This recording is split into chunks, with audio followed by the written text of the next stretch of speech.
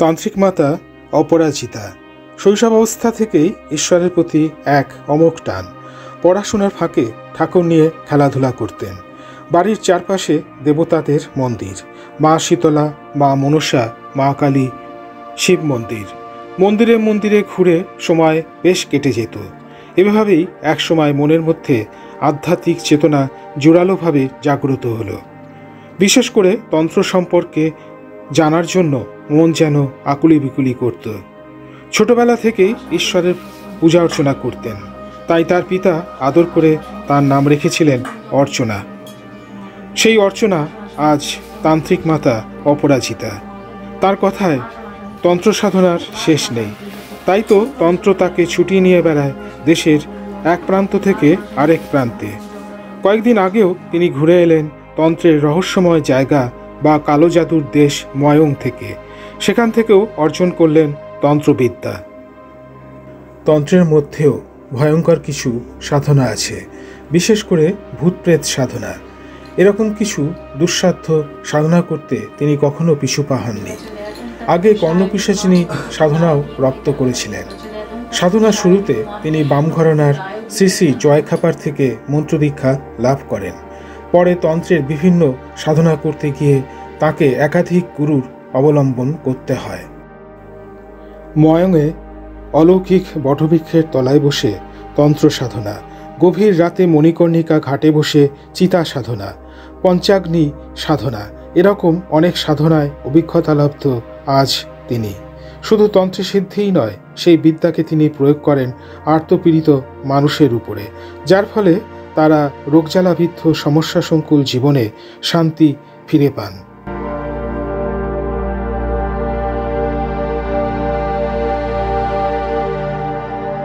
আপনি তো মাতাজির সর্বক্ষণের সঙ্গী, মোটামুটি যেটা জেনেছি। তো আপনারা সম্প্রতিকালে আপনারা মায়াং গিয়েছিলেন, তো সেই অভিজ্ঞতাটা দু চার লাইনে যদি একটুখানি বলেন। মানে রিসেন্টলি মায়াঙে উনি গেছিলেন, এবং মায়াঙে ওনার যাওয়াটাও একটা স্বপ্নাদেশ বলতে পারেন। যে ওনার স্বপ্নে কেউ ওনাকে জানিয়েছিলেন যে ভালো কিছু ওনার জন্য অপেক্ষা করছে। ভালো কিছু বলতে টাকা পয়সা নয়, বিদ্যা, ঠিক আছে। এবং সেই সূত্রে উনি কামাখ্যা মায়াঙে যান, এবং কামাখ্যা মায়াঙে যাওয়ার পরে উনি যেটা জানতে পারেন বা আমরা যেটা জানতে পারি যে ওখানে বিদ্যা ওরমভাবে কেউ কাউকে দেয় না। ওখানে মায়াং অঞ্চলের বিদ্যা মায়াং অঞ্চলের বাসীদের জন্যই সীমিত। বাইরে ওনারা সেই বিদ্যা কাউকেই দেবেন না, মানে না দীক্ষা দেবেন না বিদ্যা কাউকে দেবেন, মানে শিক্ষা দেবেন। কিন্তু ওনার কপাল বলুন বা ভাগ্য বা যাই বলুন, এতটাই ভালো যে মা স্বয়ং নিজে যেহেতু ওনার স্বপ্ন এসে আদেশ দিয়েছিলেন, একজন গুরুদেবের সাথে সাক্ষাৎ করতে পেরেছেন, এবং সেই গুরুদেবের থেকেই উনি কিছু বিদ্যা প্রাপ্তিও করতে পেরেছেন। আগামী দিনেও সেই গুরুদেব ওনাকে যেতে বলেছেন, এবং প্রায়ই মাঝে মধ্যে তার মধ্যে ওনার সাথে ফোনে ওই গুরুদেবের সঙ্গে কথাবার্তা হয়। মাতাজির একটা সাধন সম্পর্কে আপনি বলছিলেন, সেটা আর একবার বলুন। আচ্ছা, তো বলতে গেলে যে উনি যেরকম কর্ণপিশাচিনী সাধনা, এটা প্রত্যেক সাধকরাই জানেন যে এটি একটি নিম্ন মার্গের সাধনা। তো যাই হোক, উনি কিন্তু কর্ণপিশাচিনী সাধনা ওনার যখন মানে শুরু বলবো না, মাঝপথে যখন ছিলেন উনি, তখন কিন্তু উনি এই সাধনাটি করেছেন। এবং সেই সাধনার দ্বারা যেটা প্রাপ্তি হয়, মানে একজন পিশাচ, যাকে ভূত পিশাচ আমরা বলে থাকি, তো তিনি কিন্তু সর্বক্ষণ ওনার এই বাঁ কাঁধে বসে থাকতেন, এবং সব সময়ের জন্যই উনি কিন্তু মানে ওই পিশাচ কিন্তু ওনাকে সব কিছু জানাতে থাকতেন। মানে ভালো মন্দ কী হবে না হবে, আগে কি হবে, 5 মিনিট পরে কি ঘটবে ওনার সাথে, বা কোনো ভক্ত যদি আসতো, সেই ভক্ত কী ব্যাপারে এসেছেন ওনার কাছে, কি জানতে চাইছেন, বা তার সমস্যার সমাধান কিভাবে আছে বা কী করতে হবে, সব কিন্তু ওই পিশাচ ওনাকে জানিয়ে দিতেন। কিন্তু উনি সেই সাধনাটা খুব বেশি দিন চালাননি। কারণ হচ্ছে কর্ণপিশাচিনী সাধনা যেহেতু একটি নিম্ন মার্গের সাধনা, সেই সাধনা করলে যে কোনো সাধকেরই শরীরের মধ্যে একটা এরকম পিশাচ পিশাচ ভাব চলে আসে, এবং ওই পিশাচ সেই সাধককে অন্য কারোর সাথে কিন্তু সহ্য করতে পারেন না, তাই তাকে পুরো সংসার থেকে বিচ্যুত করে দেয়, আলাদা করে দেয়। তো এইসব উনি যেহেতু সাংসারিক, সংসার ধর্ম ওনার আছে, তো সেই ক্ষেত্রে উনি কিন্তু সব কিছু ওগুলো মাথায় নিয়ে ওই কর্ণপিশাচিনী সাধনাটাকে আলটিমেটলি লাস্টে স্টপ করে দেয়। কিন্তু উনি কর্ণপিশাচিনী সাধনায় সিদ্ধি লাভ করেছেন।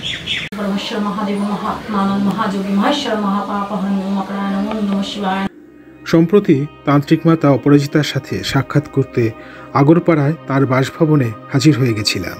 দমদম স্টেশনের পরে একটা স্টেশন বেলঘড়িয়া, তারপরে স্টেশনই হচ্ছে আগরপাড়া। আগরপাড়া স্টেশনে নেমে একটা অটো ধরে বিন্দু ভবনের কাছে গেলেই ঢিলছোড়া দূরত্বে তার বাসভবন ও মন্দির নজরে পড়ে। এইটা আপনার শ্রীযন্ত্র? হ্যাঁ। আচ্ছা, ব্যাপারটা কি একটুখানি বলুন।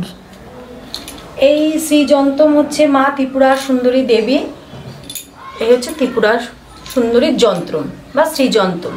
এই শ্রীযন্ত্রম যে স্নানের মন্ত্রটি আছে, এই স্নানের মন্ত্রের মধ্যেই মানুষের বিভিন্ন রকম সমস্যা থাকে। প্রত্যেকটা সমস্যা, শরীর অসুস্থ, তার কর্মে উন্নতি নেই, বাড়িতে বিভিন্ন রকমের সমস্যা, একটা মানুষের বিভিন্ন রকম, মানে স্নানের মন্ত্রটি যখন শুনতে পারবে প্রত্যেকটা মানুষ, তখন বুঝবে যে এই শ্রীযন্ত্রমকে প্রত্যহ নিয়মিত কিছু বিশেষ দ্রব্য দ্বারা জল তৈরি করে যদি স্নান করানো যায়, এই স্নানের মন্ত্রটি দ্বারা স্নান করিয়ে মানুষ সর্বরকম সমস্যা থেকে উপকৃত হবে, উপশমন পাবে, সর্বরকম সমস্যা তার মুক্তি ঘটবেই। এতটা পাওয়ারফুল এই শ্রীযন্ত্রমের এই স্নানের মন্ত্রটি। তুমি কি ভাবনা ভাবো ওরে আমার মূঢ় মন, সময় পেয়েছ ভালো, সাধনা সে সমাধান। জলের মধ্যে কি কি দিচ্ছেন? পঞ্চপুষ্প জল, গোলাপ জল, অগ্র, আতর, রলি কুমকুম। এটি হচ্ছে রলি কুমকুম।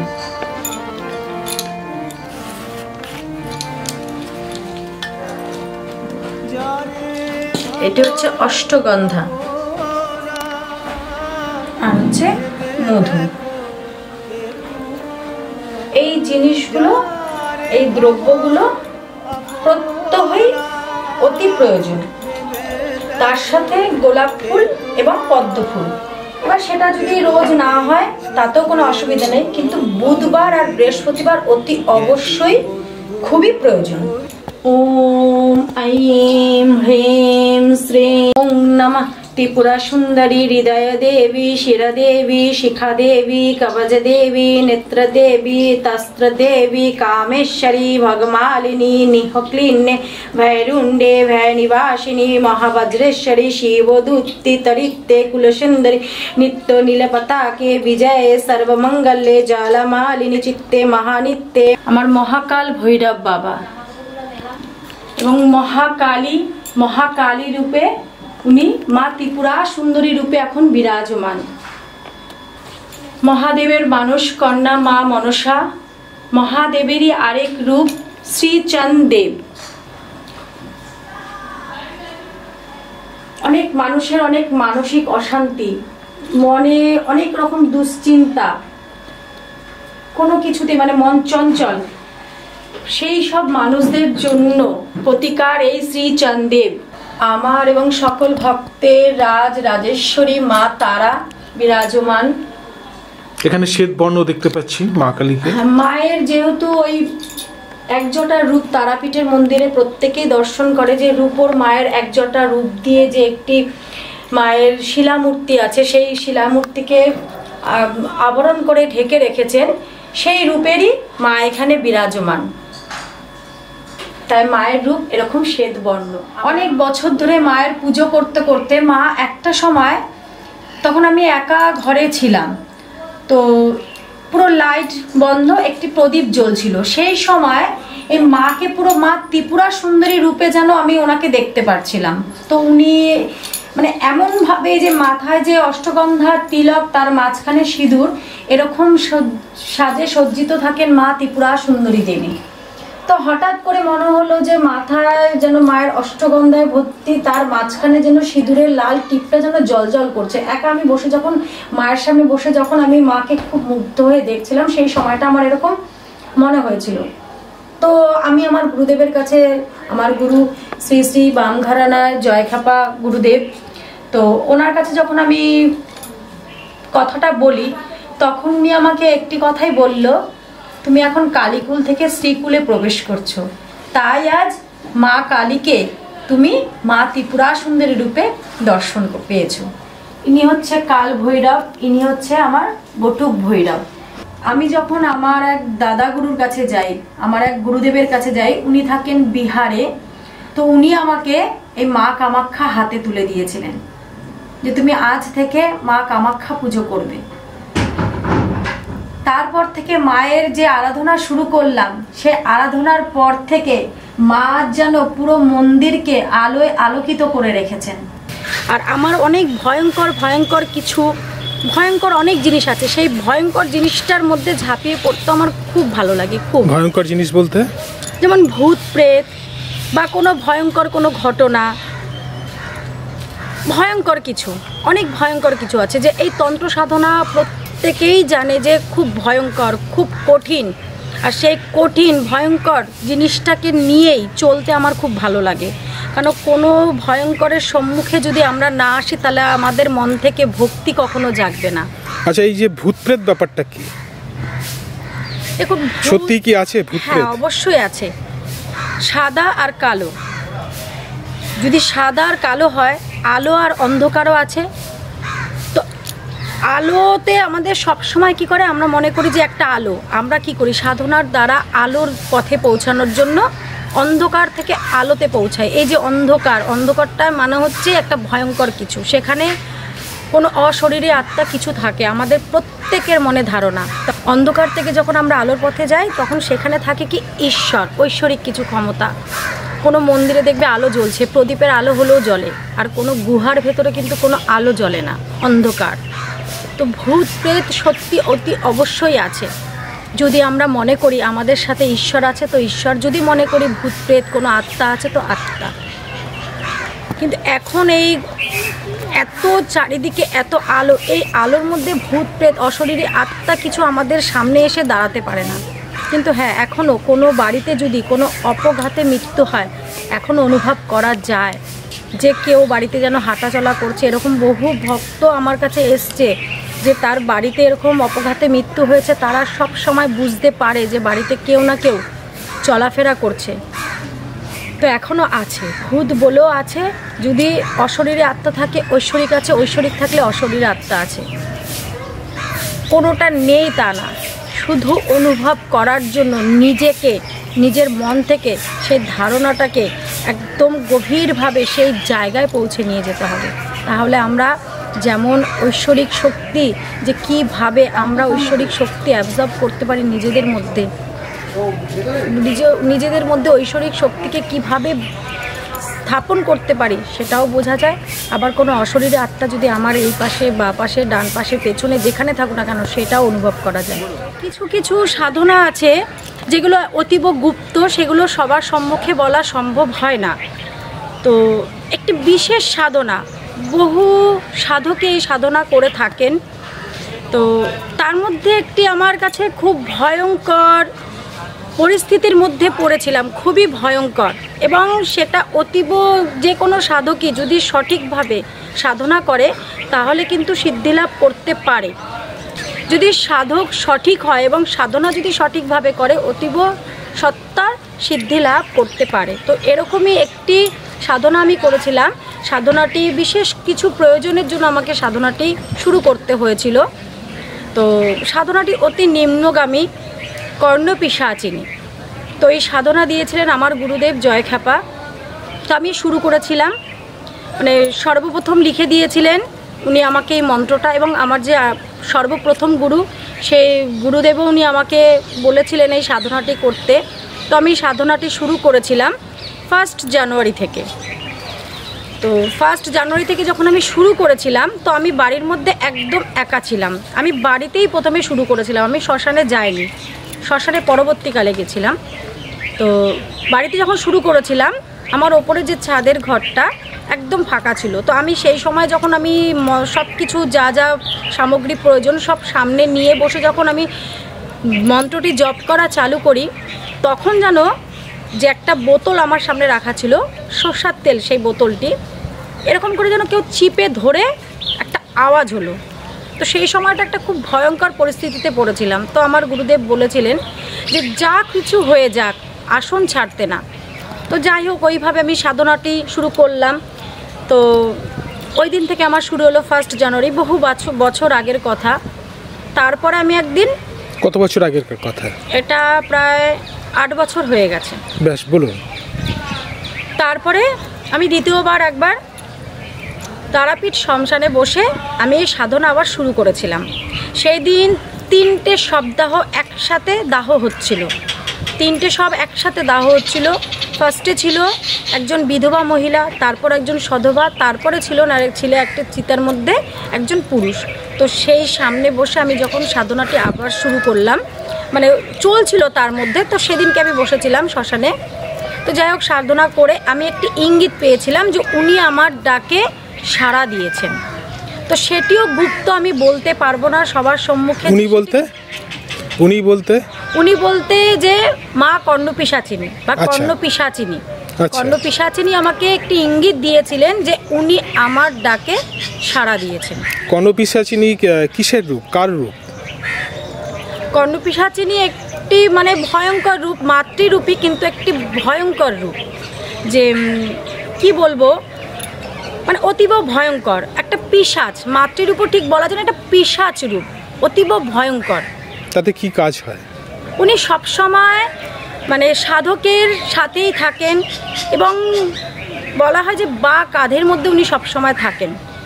তো যে কোনো মুহূর্তে সাধককে সব রকম খবর উনি দিতে থাকেন, উনি প্রত্যেকটি খবর দিতে থাকেন যে কার সাথে কি হতে চলেছে, কোথায় কি হতে চলেছে, এবং একটি ইট এখানে পড়ে রয়েছে, কেন পড়ে রয়েছে, বা এই জিনিসটি এখানে কে ফেলে রেখে গেল।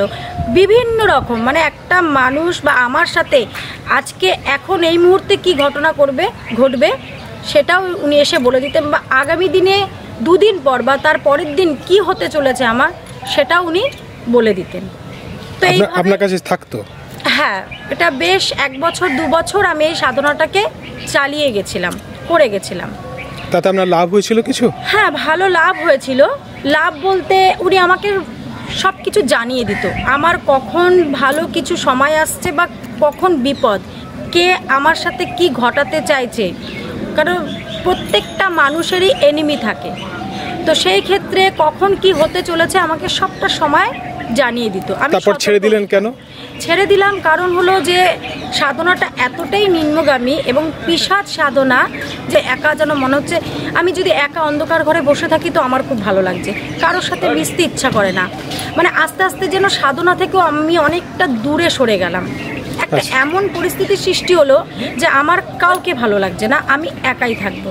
তো সেই সময় আমি আমার গুরুদেবকে জানানোর পর উনি বলল যে এরকমটাই হতে থাকে।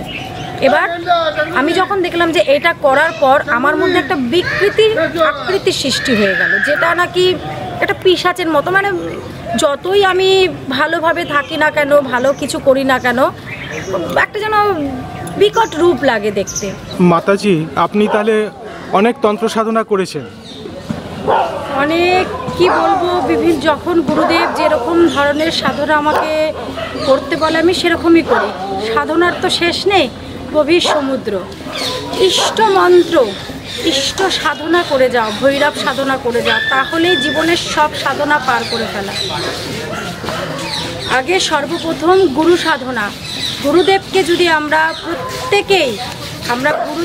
যদি আমরা ভক্তিযুক্ত সহকারে ভগবানের আসনে বসিয়ে পুজো করি, তাহলে গিয়েই আমরা সব রকম সাধনার সম্মুখীন হতে পারব।